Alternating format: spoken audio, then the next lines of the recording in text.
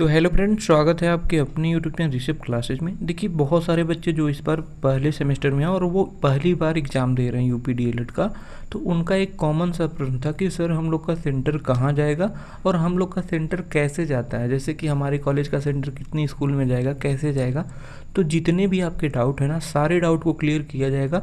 और आपका जो डाउट था सेंटर लिस्ट का, उस पर पीएनपी ने विराम लगा दिया है और आप लोग का जो सेंटर लिस्ट है वो कल यानी 15 अक्टूबर को जारी कर दिया है। ठीक है, अब मैं बात करूंगा कि आप लोग का सेंटर कहाँ जा सकता है और कैसे कैसे भेजा जाता है सेंटर, उन चीज़ों पे बात करूंगा। उसके पहले आप लोग जान लीजिए, अगर आप पहले सेमेस्टर में हैं और अभी तक आपने बिल्कुल पढ़ाई नहीं की है, तो आपको पता है कि आप लोग का जो एग्ज़ाम है महज 10 दिन बचा है। तो आप लोग का एग्ज़ाम अगर 10 दिन बचा है तो उसमें कैसे आप एकदम प्रॉपर ढंग से, सुनियोजित ढंग से अपनी तैयारी को कर सकते हैं, उसके लिए मैंने एक वीडियो बनाया।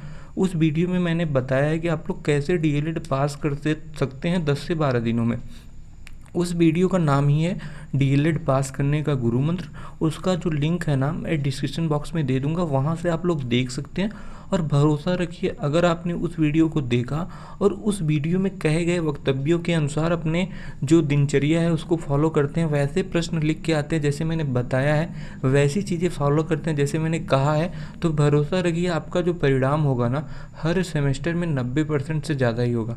भरोसा रखिए, मैंने एकदम प्रैक्टिकली चीज़ें जो किया है वही चीज़ें उसमें बताया है। तो भाई बिल्कुल उस वीडियो को मिस मत करिएगा अगर आप पहले सेमेस्टर में हैं। ठीक है, अब आइए स्टार्ट करते हैं। देखो भाई, इस लिस्ट में तो नोटिस में बहुत सारी चीज़ें लिख रखा है पीएनपी ने, तो सारी चीज़ें बताना तो संभव नहीं है। आप लोग सारी चीज़ें पढ़ सकते हैं और मैं इसका जो नोटिस है ना, अगर आपको चाहिए तो आप मुझे मैसेज कर देना, मैं नंबर दे दूँगा, वहाँ पे आप लोग ले लेना इसको, या फिर मैं अपने टेलीग्राम पे डाल दूंगा, वहाँ से भी आप लोग ज्वाइन कर सकते हैं ऋषभ क्लासेज करके टेलीग्राम है। ठीक है, आइए स्टार्ट करते हैं। टेलीग्राम अभी मैंने जल्दी में बनाया तो बहुत लोग उस पर एक्टिव है नहीं, लेकिन मैं उसका लिंक दे दूंगा और आप मुझसे व्हाट्सएप पे भी इसको ले सकते हैं। देखो, यहाँ पे बहुत सारी चीज़ें लिखा है तो सारी चीज़ें बताना तो संभव है नहीं, जो आपकी काम की चीज़ें वही बताता हूँ। देखो, जो भी बच्चे हैं ना, 2024 बैच के बच्चे, 2022 बैच के बच्चे, 2019, 2023, 2021, 2018, ये सारे बच्चे ऐसे बच्चे जिनका बैक लगा है, और 2024 के बच्चे जो फ्रेश बच्चे हैं, इनका जो एडमिट कार्ड है ना, एडमिट कार्ड आपका कब देगा, एडमिट कार्ड जो होगा वो 23 तारीख को जारी कर दिया जाएगा। समझ रहे हैं आप, 23 अक्टूबर को आप लोग का एडमिट कार्ड जारी कर दिया जाएगा। अब कॉलेज वाले वही 24-25 को आप जो भी दिन रहेगा उसी दिन क्या करेंगे, बांटेंगे। तो ये चीज़ें आप लोग ध्यान में रखिएगा। अगले दिन बांट दिया जाता है कॉलेज में, आपके 23 तारीख को अपलोड होगा तो 24 को बांट देते हैं निकालने के बाद। अब यहाँ पे बहुत सारी चीज़ें लिखी गई हैं, ये सारे इंस्ट्रक्शन है जिसको कि फॉलो करना है, कैसे एग्ज़ाम क्या करना है। ये पीएनपी मतलब डाइट को भी निर्देशित किया गया और बच्चों को भी। ठीक है, तो ये सारी चीज़ें आप पढ़ सकते हैं इजीली। अब मैं बात करता हूँ आप लोग के टाइम टेबल की। तो देखिए, टाइम टेबल जो था ना, संशोधित टाइम टेबल तो 2-3 दिन पहले जारी किया गया था। और देखो, जो पहले सेमेस्टर के बच्चे हैं, आपको पता है कि पहले दिन जो होगा वो 2 विषय का पेपर होगा और दूसरे दिन जो होगा वो 3-3 विषय का पेपर होगा। ठीक है, तो ये पेपर का फॉर्मेट है जो आपका पेपर होता है। बाकी अगर मैं बात करूँ तृतीय सेमेस्टर के बच्चों की, तो जो तृतीय सेमेस्टर के बच्चे हैं वो लोग भी क्या कर सकते हैं कि अपना टाइम टेबल का स्क्रीनशॉट ले सकते हैं।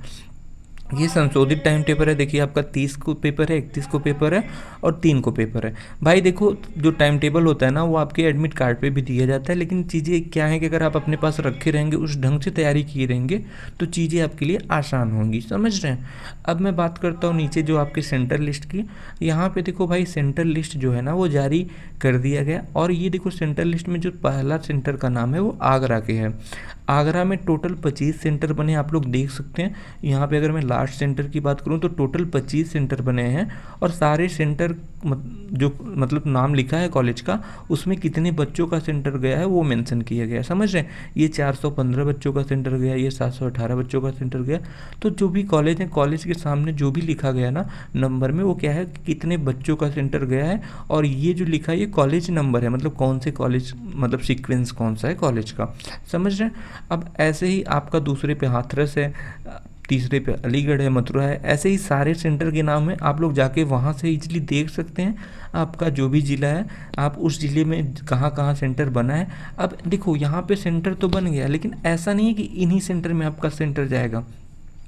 भाई सेंटर तो यही रहेंगे, जैसे 13, मान लीजिए यहाँ पे 14 सेंटर बन गया, सपोज करिए। यहाँ पे सोचिए, यहाँ पे देखते हैं कहाँ पे, हाँ ये जालौन में देखिए। अगर मैं जालौन की बात करूँ तो टोटल 11 सेंटर बने हैं। तो आपके जो सेंटर हैं इन्हीं 11 कॉलेज में से किसी कॉलेज में जाएंगे। पहले क्या होता था, इसके पहले मतलब कि इसके पहले पिछले साल के पहले तक, मतलब पिछली बार जब पेपर हुआ था 4th सेमेस्टर वाले बच्चों का, उसके पहले तक क्या होता था कि आप लोग का जो सेंटर है ना, जैसे समझिए आप कोई भी कॉलेज के हैं, जैसे समझिए आर्या कॉलेज के हैं, ठीक है।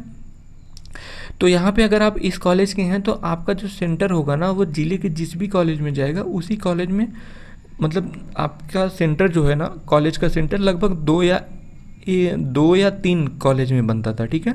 2 या 3 कॉलेज में बनता था, और उस कॉलेज में जब आपका सेंटर जाता था तो सारे बच्चों का, जैसे कि मान लीजिए मेरा कॉलेज है आर्या कॉलेज, और मेरा कॉलेज का जो सेंटर गया इन दोनों में गया, कुछ बच्चों का दूसरे में गया, कुछ बच्चों का तीसरे में गया।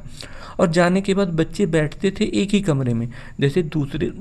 आप दूसरे कॉलेज में जो गया है सेंटर आपका ना, तो जो भी इस 1 नंबर वाले सीक्वेंस के बच्चे होंगे ना आर्या कॉलेज के, वो एक ही क्लास में बैठते थे।